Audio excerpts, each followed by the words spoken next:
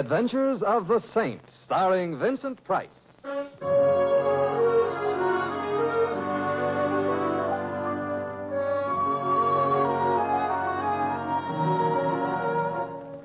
The Saint, based on characters created by Leslie Charteris and known to millions from books, magazines, and motion pictures. The Robin Hood of modern crime now comes transcribed to radio, starring Hollywood's brilliant and talented actor Vincent Price as the Saint.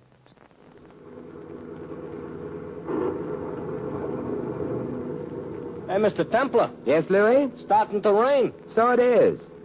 You couldn't get a dinner back in town? You had to travel all the way out here in the country to eat? Louis, I was invited to a dinner party, and Long Island is hardly the country. It's full of trees, ain't it? True. This does happen to be a rather lonely spot, but... The rain is getting heavier, too. I should have stood in Brooklyn. Oh, I'm sorry, Louis. What does a cabbie from Brooklyn doing out here in the middle of nature? He seems to be driving a cab. Hey, Louis. Yeah?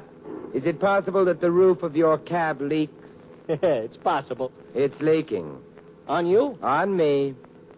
Well, after all, Mr. Temple, according to the chemistry books, we're composed of 98% water anyways. Perhaps. I find the percentage high enough without any additions, however. There's no extra charge. We've got... Hey, Mr. Temple, the motor... It stopped. So I notice. Discouragement? No, it's possible the hood leaks, too. Oh, that's nice. No, don't blame the motor. After all, it ain't composed 98% water. It shortly will be. While we sit here and calmly contract pneumonia. Who's calm? Look, Mr. Temple, you know something? This could be the beginning of like a real horror story. It's the nighttime we're two guys stuck out here in the wilderness. Long Island. The rain is raining, the thunder is thundering, and I'm scared. You know what ought to happen next? If this was a horror story? That's what ought to happen next. It did. Oh, sound came from the left through those trees. Yeah. Oh, hey, I see lights. It must be a house. Doesn't seem very far away. But that's where the dog yelled from, huh? Yes, except that judging from the sound, the dog was outside. That's strange. Why would a dog be out in this downpour? Maybe he read a book on chemistry. Or maybe he's just leading the dog's life. That was a joke, I think. Yeah. And I may laugh later. At this moment, there's someone running down the road. Yeah, from the direction of the house. Look, he's heading for us. I hope you don't mind, but can you give me a lift back to Glenville? Oh, we'd be glad to, except that we're stuck here ourselves. However, you can join us inside. It's slightly less damp. Thanks.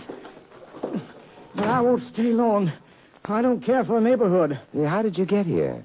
I'm a cab driver. Well, where's your cab? Back there? That house? Yeah, the Hawthorne place. Well, why didn't you take your cab when you left? Because I was in a hurry. Because there was things closer to the camp than I was.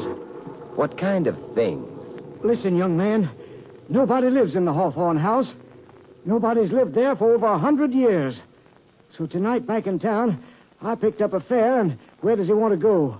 The Hawthorne house. I'm an old fool, so I take him there. He gets out at the house, tells me to wait, goes inside. I walk around to stretch my legs. Then I notice the house is all lit up. I think that's mighty queer, but I figure maybe somebody new bought the place. Well, perhaps someone did. No, because I go around to the side, and I look into the house through the big front window, and I see who's in the house. It ain't anybody new. Oh, who was it? It was the folks who used to live in that house 100 years ago. Huh? And what was worse, they were sitting around a table eating dinner. Oh, I see. You say they were the people who lived there 100 years ago. Well, how could you know that? Because of the way they was dressed. Because of the way they looked.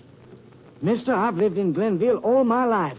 And there's pictures of the Hawthornes going way back in the Glenville Town Hall. Well, perhaps the people you saw were descendants of the original Hawthornes. Sure, except nobody dresses that way anymore.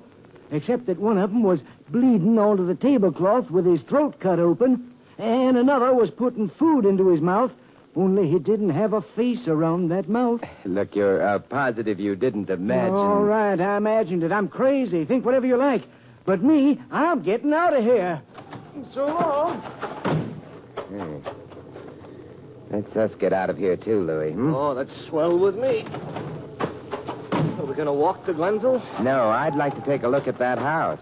Why? Oh, we may still be in time for dinner.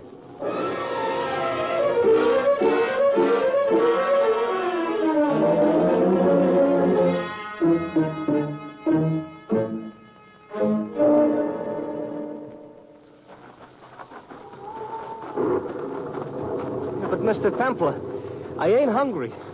And besides, that guy might still maybe be bleeding. I doubt it.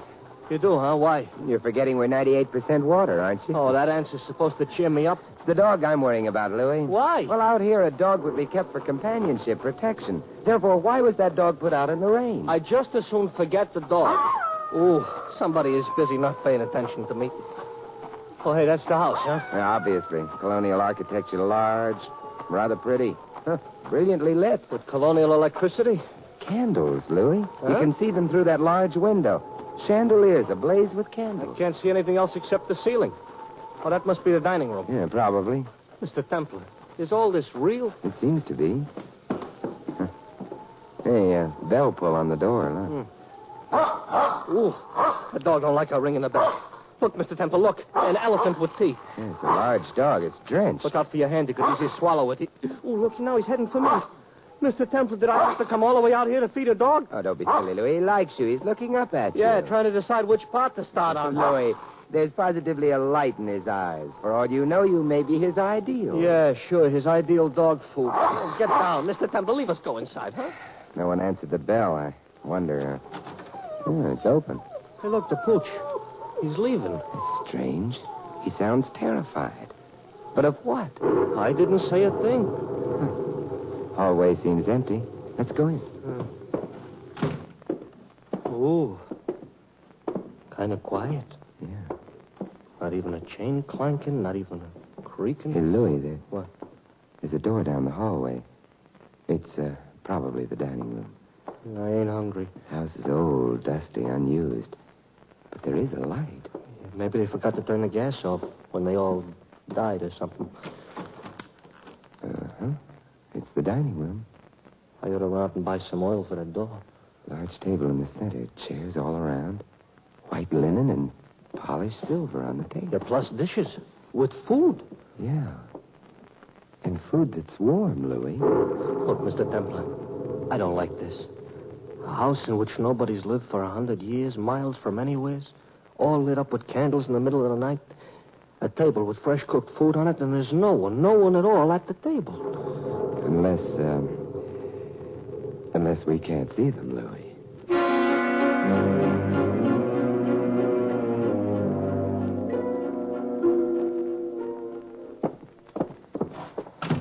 Yeah. Found a lot of cobwebs, Mr. Templar, and a lot of empty rooms, but nothing living. No. May as well head back for the dining room. Don't let your appetite tempt you. Probably by now all the food has vanished. Hey, listen to that sound. Yeah. Like dishes rattling. Yeah. Come on.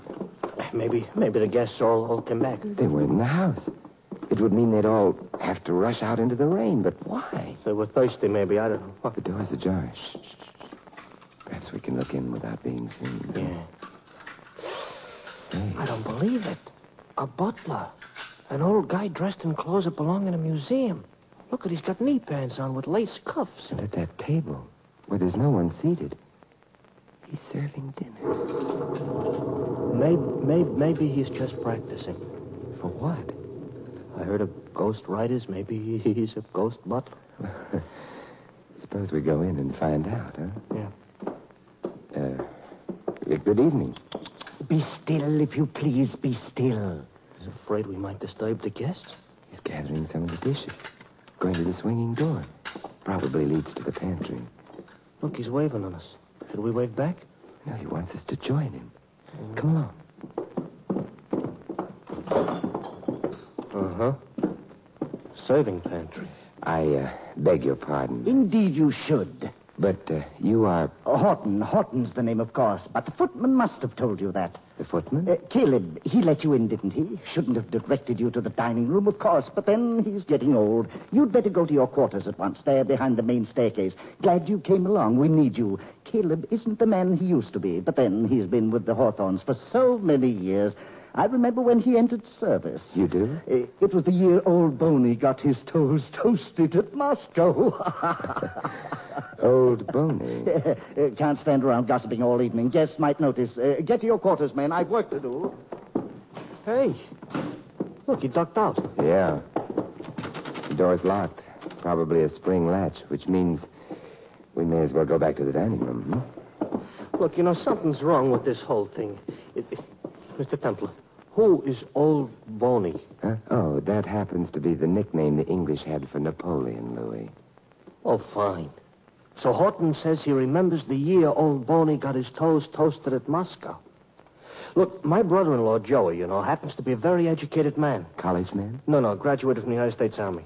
He's now a mechanical-type engineer. Look, anyway, once he told me Napoleon was in Moscow in 1812. Yes, your brother-in-law was correct. But, Mr. Temple, that would make this guy Horton over 150 years old. Mm-hmm. I'm afraid it would. A guy over 150 years old is dead. So what's Horton doing walking around, huh? Well, he may have been too busy to lie down and die. That does not put a twinkle in my eye. Look, Mr. Temple, I want to go home. Louis, there's a pattern here of some kind. A pattern for horror. And if that pattern is to mean anything, Hey, Louis. Huh? That closet there. Yeah, it's a closet, yeah. Yeah, suppose we open it. Look, I don't like to mention this, but in all old families, you know what they keep in closets? They keep skeleton in closets. Temple, it fell down. Yeah. No skeleton, however. That I can see for myself. Fortunate thing on the whole. Why, what's fortunate about it? Well, with a skeleton, you could never tell whether or not its throat had been cut. His throat has been cut? Yeah, thoroughly. Let's go take a trip someplace. Louis. What? Haven't you realized something else? I don't think I want to. This man here is dressed just as we are, not in the costume of a dead age. Well, it didn't help him any. Oh, you found something? Yeah. Long brown hairs clinging to his clothes and... various papers. Yeah. In life, Louis, his name was Charles Gray. He was a lawyer. Oh, the Bar Association ain't gonna like this. There's something else. What? He was carrying this document, Louis. Yeah, what is it? A copy of the last will of one Samuel Hawthorne. Hawthorne. Him we didn't meet yet. No, lots of closets we haven't opened yet either. Yeah, we're not going to if I can help it. Well, what does the will say? And you better read fast because all them candles, are beginning to give up. I, Samuel Hawthorne, being sound of mind and body, do hereby make this my last will and testament. It is my desire that all my heirs in time to come, in order to inherit my vast fortunes, must at least once a year open Hawthorne House and there give a ceremonial dinner to the neighboring gentry. In costume? Yeah. Uh-huh. At this dinner, everyone present must wear clothing of my time. Uh-huh, yeah. My heirs must be of high moral repute and avoid divorces. Obviously, the dead man here, Mr. Charles Gray, was the lawyer in charge of the estate and presumably came here to make sure the terms of the will were met. Okay, so now we know the ghosts weren't really ghosts. Yeah, but what? We haven't seen any of them. It's true. Nor any neighboring gentry. However, that stipulation was probably waived. Yeah, look, Mr. Temple, we better maybe get the police. Yeah, there aren't any phones around here, Louis. Couldn't we walk to Glenville? No, Louis, I think we're here for the night. Oh, fine. Fits right in with that pattern for horror you mentioned. Oh, all I personally need right now is for someone to scream good and loud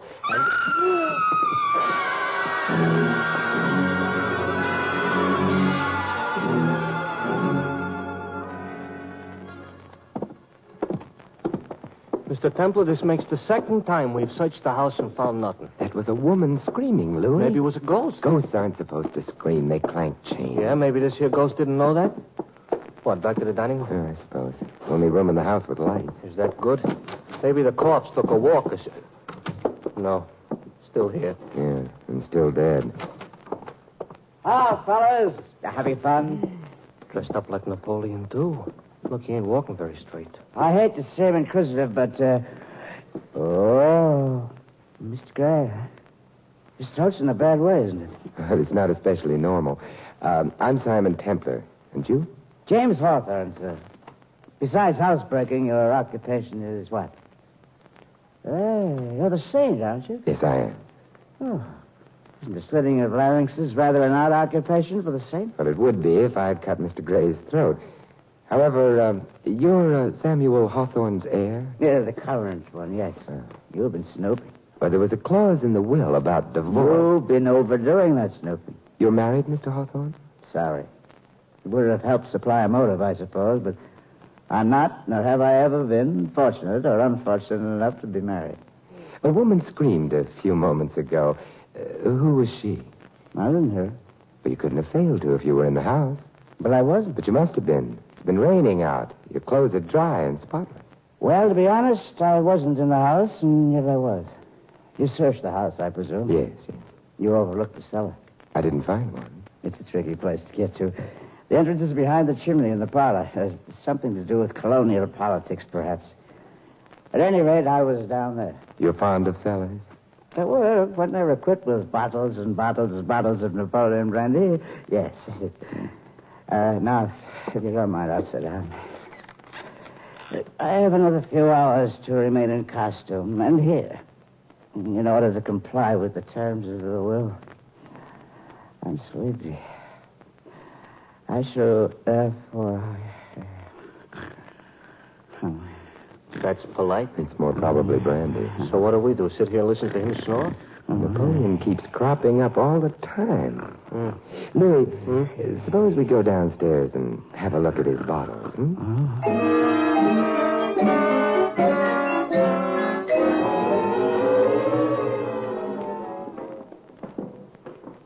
Ooh, some staircase down to the cellar. Yeah, it's very narrow. My shoulders keep rubbing against the wall. And a dirty wall, too.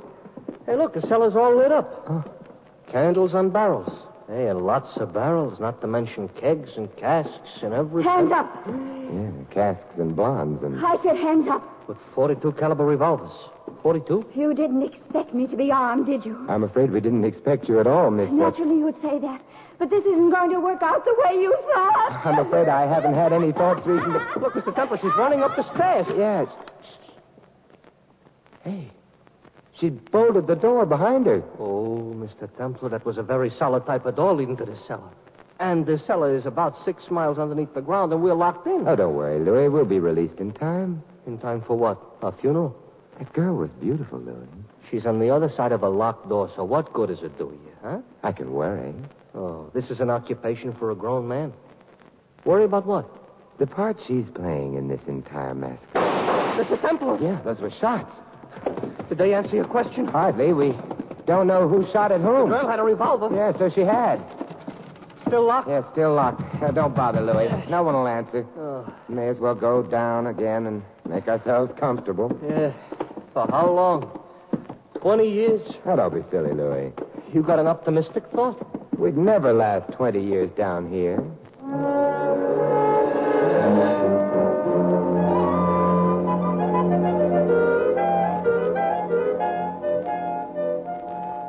You know something, Mr. Templar?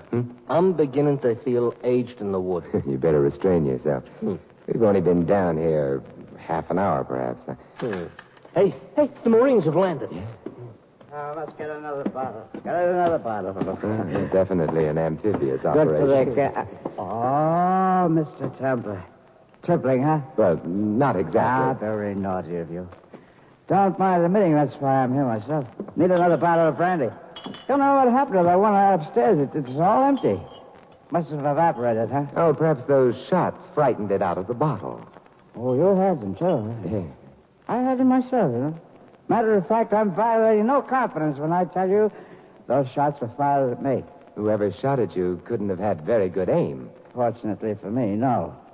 Carla, dear cousin Carla. Happens to be, and I permit myself to be vulgar, a lousy marksman. Or should I say markswoman? Carla being blonde and beautiful. Oh, you've met her. She's next in line for Samuel Hawthorne's pretty little fortune, you know. If I should happen to be disqualified or dead. Well, you have your bottle. Suppose we go upstairs, An idea. Bottom staircase. Plaster walls. Comes out from one's shoulders, huh? rub it off, either. Yeah, back in the parlor. Mr. Temple, you have a reputation for these things. Who cut Mr. Gray's throat? A murderer. Oh, very produce, sir. But why? It was Mr. Gray's task to see to it that the provisions of the will were observed. His death, therefore, must have had something to do with that. You're a bachelor? Indeed I am. Was he? No. Had a pretty little wife. Oh. She'll be desolate. As a matter of fact, merely thinking about her grief makes me desolate. Therefore, touching this bottle, and I hope you won't think me too terribly selfish, I shall toddle off to Betty by a dusty bed, perhaps, but it's almost morning. Good night, gentlemen. Him, I'm very glad to see go. But how about us? Now we go for the police, Louis, if your cab will start. However, Carla... Oh, let's not look for her, huh, Mr. Temple? A girl with all those calibers don't appeal to me. Oh, you're being narrow-minded, Louis. After all those shots, how many calibers can she have left?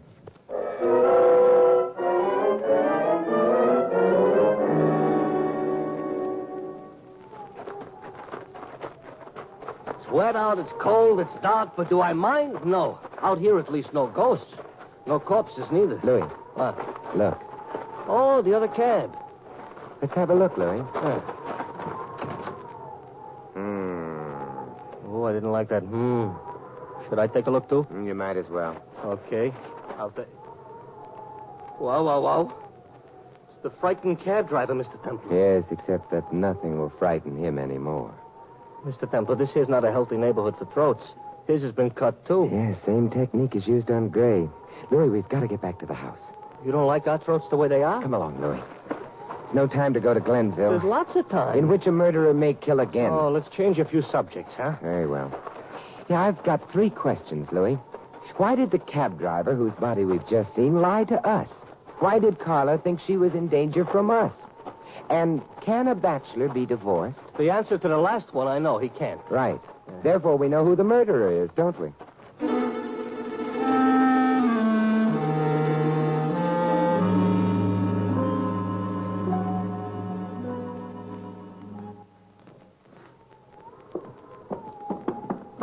Ooh.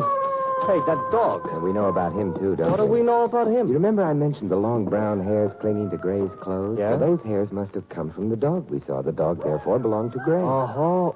Hey, Mr. Templar, down the hall in that alcove? Yeah, if I move quickly. Oh, no. Let go of me. Hello, Carla. Going to run away? No, but I won't let go of the gun. Yes, you will. It's much too heavy for you. Ow. Now, just come along with us. All right. If you don't try anything. I won't, except for catching a killer. A killer? But what? We want the dining room. Well, everybody back so soon? Nearly everyone, Mr. Hawthorne. Oh, I'm glad you got Carla's gun, Mr. Templar. She might not miss me again. We don't know that it was she who shot at you, do we, Carla? Why? It would be easy to discover if this gun has been fired recently. Well, maybe I did shoot at him, but I... There's something else that should come first. Charles Gray was murdered in this house earlier tonight. Why? Both you, Mr. Hawthorne, and Carla covered a fortune. That's why you're both here. Yeah, Mr. Templar. Louis, all Mr. Hawthorne had to do was spend the night here in appropriate costume and also refrain from appearing in a divorce case. A bachelor can appear in a divorce case, can't he, Mr. Hawthorne? You found the papers for the divorce suit on Gray. Maybe me as correspondent, eh? He was always so touchy about his wife. I didn't find them. Doesn't matter, however. I knew they or something like them had to exist. On the other hand, if Horton, the ghost butler we found serving dinner earlier this evening, is really insane... You're trying to pin the murder on him? He left the house in time to have committed it. Yeah, there's usually a motive, you know. Mr. Hawthorne, which murder are you talking about? Gray's murder, naturally. No, because Horton wouldn't have had to leave the house to kill him. Gray was murdered in this room. But you accepted my statement about having to leave the house to murder. We're both talking about the cab driver's murder, aren't we? What cab driver? The one who brought Gray here, the one who saw Gray murdered, the one who fled and then thought things over and decided to return for a little exercise in blackmail. Mr. Temple, you said he lied to us, but what about? You remember, Louis, he told us he'd looked into the dining room through the front window and had seen the ghosts at dinner? Huh? Do you also remember, however, that when we got to the house... Yeah, we looked in the front window, too. Yes. Yeah, and all we could see through it was the chandeliers in the ceiling. I said so myself. Mm-hmm. Uh-huh. The cabbie lied. And died for it. Look, I haven't been outside the house all evening. You must have been. You claimed you were in the cellar when we first met. Yes. That's why you didn't hear Carla scream. But the cellar stairway is narrow. It's impossible to avoid getting plaster on your shoulders. Plaster that can't be rubbed off. And yet when we first met, I remarked that your clothes were spotless. They should have been wet. Nonsense. You'd had time to change from your ordinary clothes. You didn't think of rubbing plaster on the costume, however. Too bad. You might then have applied to the scarlet of murder a coat of whitewash.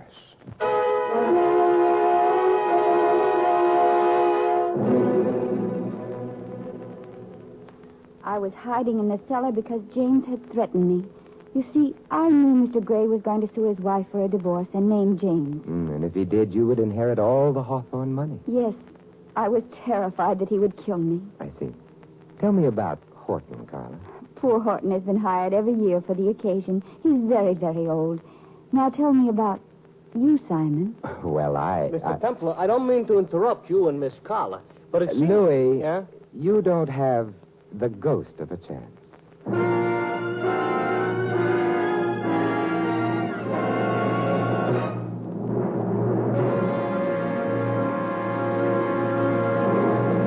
You have been listening to another transcribed adventure of the Saint, the Robin Hood of modern crime. Now here is our star. Ladies and gentlemen, this is Vincent Price inviting you to join us again next week at this same time for another exciting adventure of the Saint. Good night.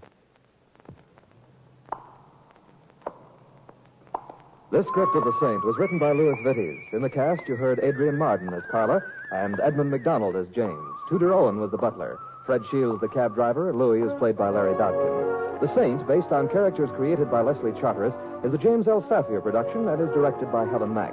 Vincent Price is soon to be seen co-starring in RKO's production of His Kind of Woman. Your announcer, Don Stanley. 3 chimes mean good times on NBC. Whether it's comedy, music, or drama you're after, you'll find it on The Big Show today.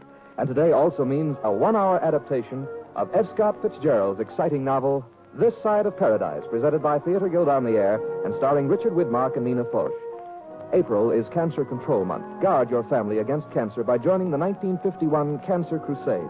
Mail your generous contribution to cancer, care of your local post office. Here, the cast of Green Pastures today on NBC.